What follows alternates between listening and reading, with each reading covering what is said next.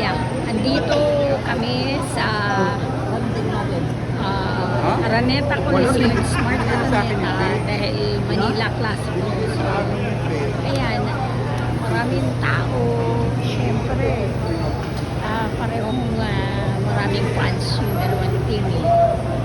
Kaya, nagsatalaga. Tapos opening pa.